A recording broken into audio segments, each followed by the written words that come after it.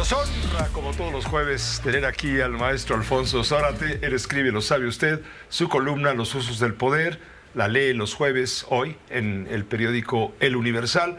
Y también, claro, Los usos del poder, aquí, en este espacio de noticias de Grupo Fórmula. También es presidente de Grupo Consultor Interdisciplinario, una firma especializada en estrategia y en comunicación política, ya lo sabe. Bienvenido. ¿Cómo estás, Alfonso Bien, Zárate? Pepe, gracias.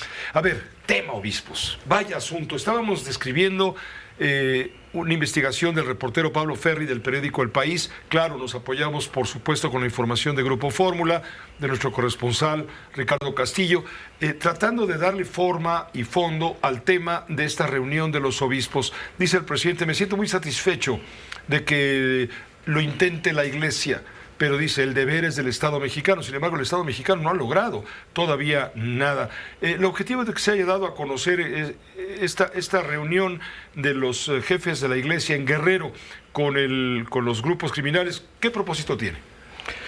Yo creo que los propios obispos han dejado claro que ante la ausencia del Estado y ante la manera en que las comunidades sufren la presencia de los grupos criminales, ellos no han tenido otra opción que tratar de acudir a los jefes de plaza, a los capos del crimen organizado, para pedirles clemencia, para pedirles que hagan una tregua entre sí, que evite el que sigan continuando estos secuestros, estas extorsiones, estos asesinatos. Pero finalmente resulta inútil el buscar la tregua porque cuando entra el tema de las territorialidades, es decir, donde tienen mayor influencia un grupo sobre otro, etcétera, ahí ya no hay forma de negociar.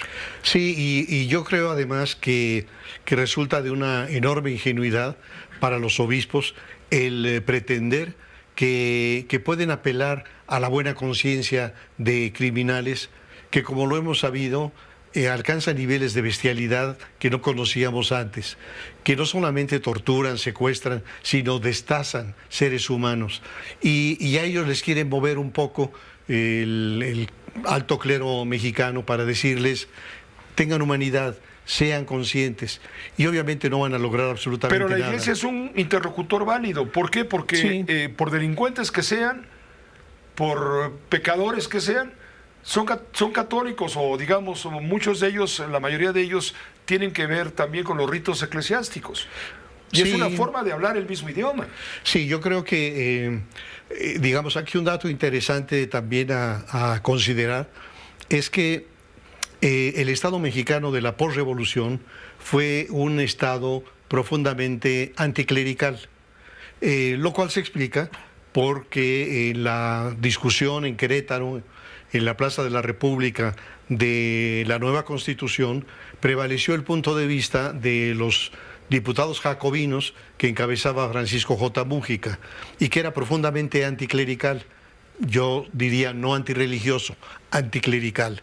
Y ese anticlericalismo quedó plasmado en la Constitución, en el artículo 3º, en el 27, en el 130. Fíjate nada más, el artículo 130 decía, antes de la reforma de Salinas de Gortari, esta Constitución no reconoce personalidad jurídica alguna a las corporaciones religiosas denominadas iglesias. Es decir, para nosotros las iglesias no existen. Sin embargo, Salinas de Gortari introduce reformas constitucionales que le dan un nuevo estatus a la Iglesia Católica y a la jerarquía. Y a partir de ese momento, de una manera mucho más abierta, los sacerdotes, los obispos, los cardenales empiezan a jugar un rol mucho más activo. ¿Qué ha ocurrido en los últimos años? Que la presencia criminal se ha cebado sobre las comunidades. Y entonces hemos escuchado las denuncias del párroco de Aguililla en Michoacán, de los jesuitas de Chihuahua, así es, de inclusive el secretario general de la Confederación, de la Conferencia del Episcopado Mexicano, por un lado, urgiendo al Estado a hacer su tarea. Esta revelación de los obispos del Estado de Guerrero en contacto con los criminales, lo que nos subraya es la absoluta desprotección que hay de las comunidades. Un Estado que renuncia a ser Estado. Lo he dicho varias veces, la razón de ser del Estado primaria es la protección de la vida y de los intereses de los habitantes del Estado. Y sin embargo, en esto, este gobierno ha fallado brutalmente. Lo que dice el presidente es que él está atacando las causas estructurales. Y en su visión, atacar las causas estructurales, es decir, la pobreza, es repartir dinero.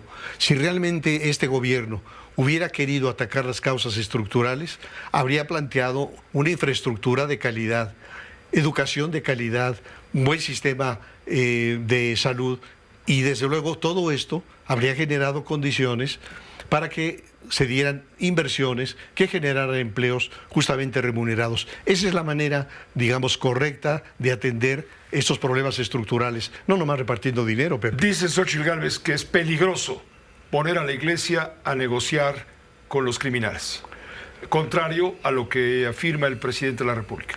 Sí, yo creo que cuando el presidente dice que es bienvenida y que está muy bien que el clero esté negociando, o bien no entendió, no le pasaron una tarjeta con los datos suficientes y no entendió que lo que los obispos están haciendo es tratar de construir un arreglo, un pacto, incluso territorial, de tal manera que las bandas dejen de enfrentarse entre sí. Y llevándose al pueblo entre las patas. Así es. Entonces, el resultado es, ¿por qué en los últimos años ha crecido de una manera inaudita la angustia de las comunidades? Porque en el pasado los narcotraficantes eran eso, se dedicaban a traficar droga y en consecuencia su razón de ser era fundamentalmente proteger las rutas por las cuales transitaba la droga. El problema viene cuando los Zetas se convierten en el brazo armado de Osiel Cárdenas, cuando la familia michoacana empieza a tener dominio territorial, porque una vez que tienen el dominio territorial dicen, ¿para qué nos concretamos al tráfico?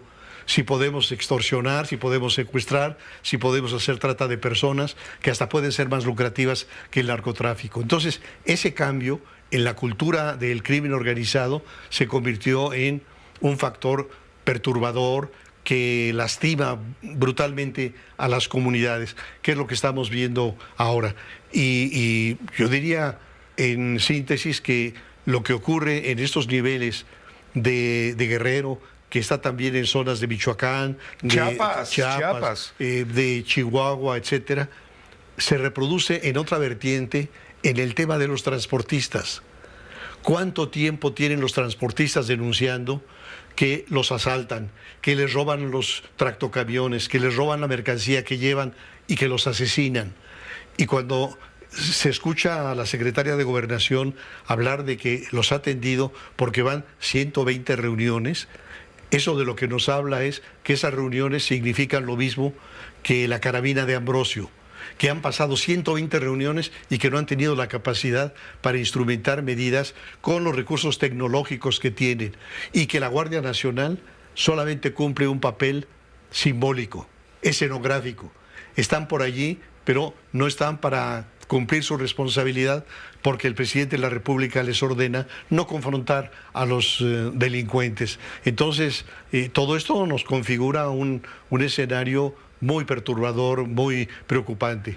Y regresando al tema de los obispos, me parece interesante el juicio de Rubén Moreira, cuando dice, con el diablo no se pacta.